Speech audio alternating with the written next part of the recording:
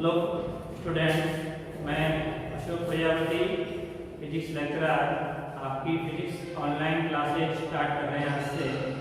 और मैं चाहता हूं कि आप अपने घर बैठे हुए सभी विद्यार्थी फिजिक्स की सभी विशेष जानकारियों का पूरा उपयोग करें। इसके लिए हम आज से ऑनलाइन क्लास आपको अवेलेबल करवा रहे हैं। आज हम आपको फिजिक्स का सबसे इम्पोर्टेंट चैप्टर प्रकाशिकी पढ़ाने जा रहे हैं। प्रकाशिकी जिसको ऑप्टिक्स अंग्रेजी में कहते हैं। तो प्रकाशिकी को पढ़ने से पहले सबसे पहले हमें समझने की आवश्यकता है क्या? प्रकाश, जिसको भी क्या कहते हैं अपन? लाइट। तो प्रकाश क्या है ये समझने की आवश्यकता है। तो प्रकाश एक प्रकार की ऊर्जा है। क्या है प्रकाश? एक प्रकार की ऊर्जा। जैसे बहुत सारी ऊर्जाएं होती है, ऊष्मा भी एक ऊर्जा है, इसी तरह से प्रकाश भी एक ऊर्जा है।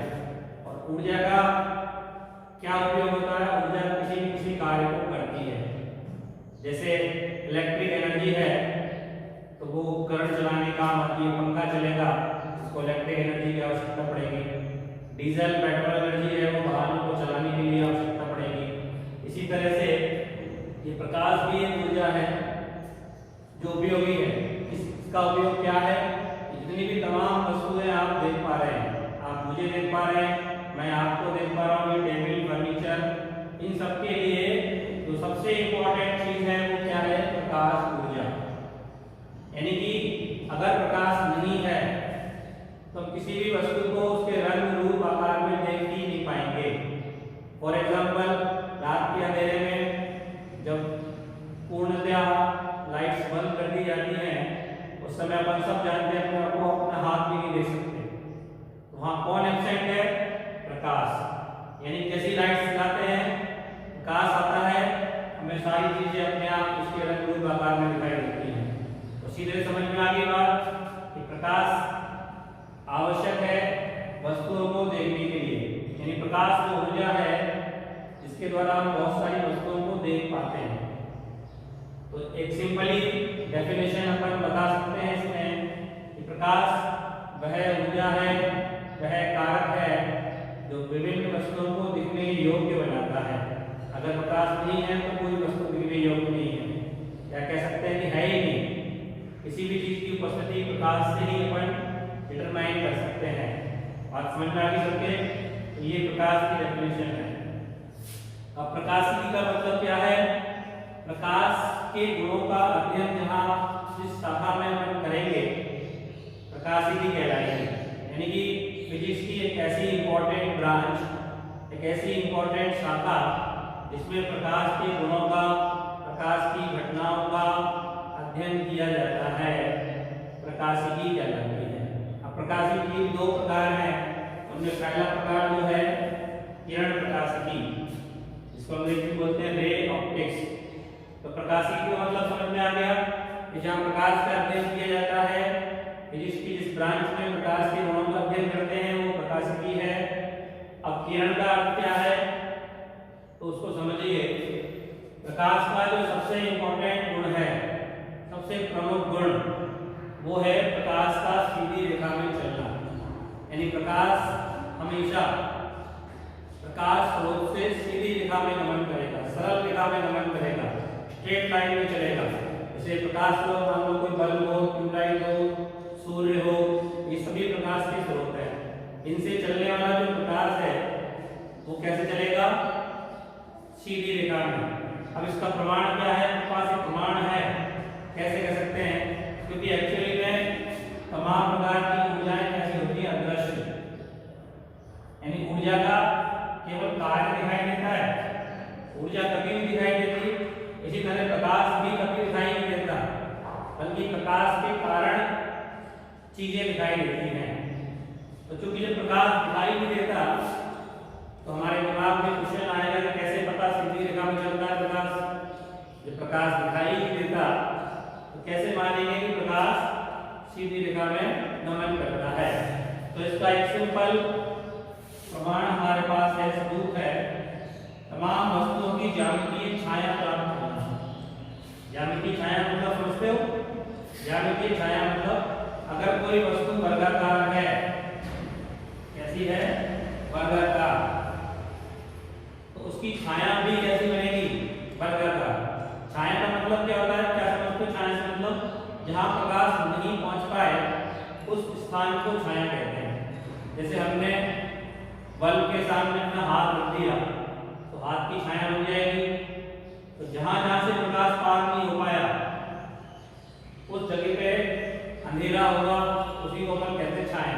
तो जैसी वस्तु है वैसी ही छाया बनेगी। वर्गाकार है तो वर्गाकार बनेगी, वृत्ताकार है तो वृत्ताकार बनेगी, हाथ तुम्हारा जैसे आकृति का है वैसी छाया बनेगी। इससे ये सिद्ध होता है कि प्रकाश कैसा चलता है, सीधी रेखा में। क्योंकि अगर प्रकाश सीधी रेखा में नहीं चलता, घूम जाता, तो कभी भी छाया बनती ही नहीं। लेकिन अपन प्रैक्टिकली सब लोग जानते हैं कि हर वस्तु की छाया बनती है। इससे साफ सिद्ध होता है कि प्रकाश सदैव एक सीधी रेखा में गमन करता है। किसी भी माध्यम में चले प्रकाश हमेशा एक सीधी रेखा में चलेगा। और प्रकाश का जो पथ है, way of light, way of light, प्रकाश के चलने का पथ, उस पथ का नाम भी क्या है, रे, यानी कि किरण। तो प्रकाश के सरल रेखीय पथ को क्या बोलते हैं, किरण बोलते हैं, रे। और इसीलिए इस ऑप्टिक्स का नाम क्या हो गया, किरण प्रकाशिकी।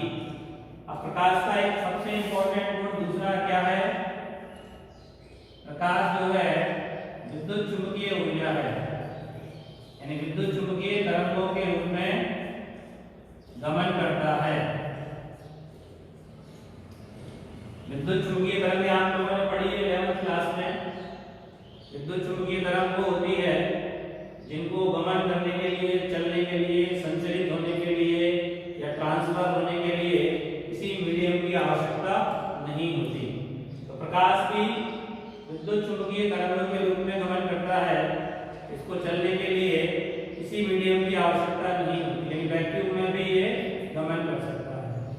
अब हम प्रकाश की सबसे इंपॉर्टेंट घटना का अध्ययन करेंगे, इसका नाम है प्रकाश का परावर्तन, रिफ्लेक्शन ऑफ लाइट, प्रकाश का परावर्तन।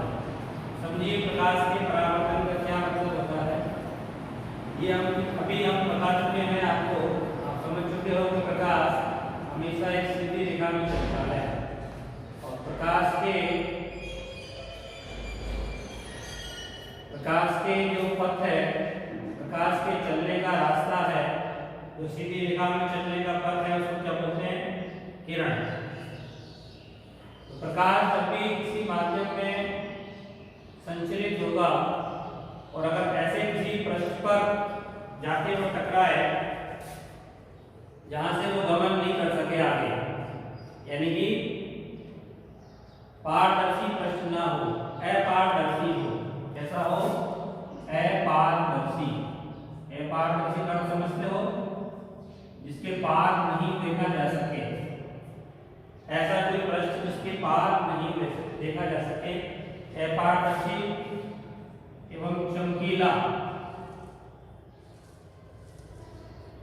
पृष्ठ अगर कोई है और इस पर अगर प्रकाश गिरता है, आपतित होता है, तो टकराकर वापस लौटता है उसी माध्यम में। जैसे वायु से चल के प्रकाश किसी अपारदर्शी चमकीले पृष्ठ पे आपतित हुआ, टकराकर वापस उसी माध्यम में लौटेगा। और इस घटना का नाम क्या है, प्रकाश का परावर्तन।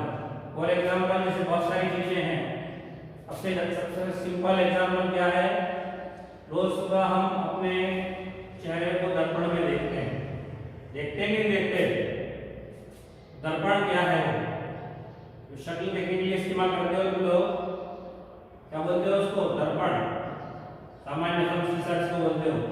तो वो क्या है, ऊपर का पृष्ठ चमकीला होता है, उसका कांच का बना हुआ है, तो कांच चमकीला पृष्ठ है, और पीछे उस पर एक पॉलिश होती है। तो पॉलिश इसलिए की जाती है ताकि वो कैसा हो जाए, अपारदर्शी, कैसा हो जाए, अपारदर्शी। तो आगे वो चमकीला है ही, पीछे उसको पॉलिश करके कैसा बना दिया गया उसको अपारदर्शी। अब वो कैसा प्रश्न हो गया अपारदर्शी और चमकीला। अब जब भी इसमें प्रकाश आपतित होगा तो पार हो जाएगा नहीं, क्योंकि कैसा प्रश्न है अपारदर्शी, वापस टकरा के लौटेगा। तो हमारे चेहरे से चलने वाला प्रकाश हमारे नाक से, कान से, आंख से, मुंह से, सभी जगह से प्रकाश चलेगा और टकरा के वापस हमारे नेत्र के रेटिना में प्रवेश करेगा।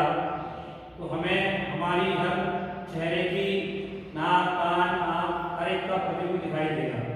इसके फलस्वरूप इस दर्पण में हमें क्या दिखाई देगी अपनी शक्ल हूबहू जैसे हम हैं वैसे के वैसे ही दिखाई देंगे। तो ये प्रकाश का परावर्तन ही है जिसकी वजह से हम अपने दर्पण में अपनी शक्ल देख पाते हैं। पानी के अंदर का अपनी शक्ल देख सकते हैं, वो भी क्या है प्रकाश का परावर्तन। परावर्तन का मतलब समझ में आ गया क्या है, जब प्रकाश किसी माध्यम में संचलित होते हुए अपारदर्शी चमकीले पृष्ठ पर आपतित होता है तो वहां से टकराकर वापस उसी माध्यम में लौटता है। इस घटना को प्रकाश का परावर्तन कहते हैं। क्या कहते हैं इसको प्रकाश का परावर्तन। यानी शॉर्ट में बात करें प्रकाश का टकराकर पुनः लौटना प्रकाश का क्या कहलाएगा परावर्तन। परावर्तन दो टाइप का होता है। पहला टाइप क्या है नियमित परावर्तन।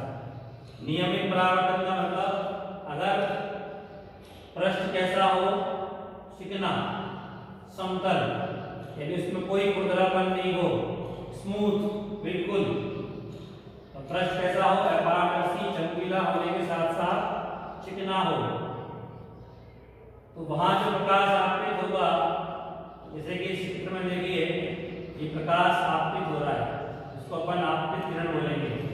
ये सारी किरणें कैसी हैं आपतित किरण। तो ये किरणें यहाँ से टकराकर इधर गमन कर रही है, इसको अपन बोलेंगे परावर्तित।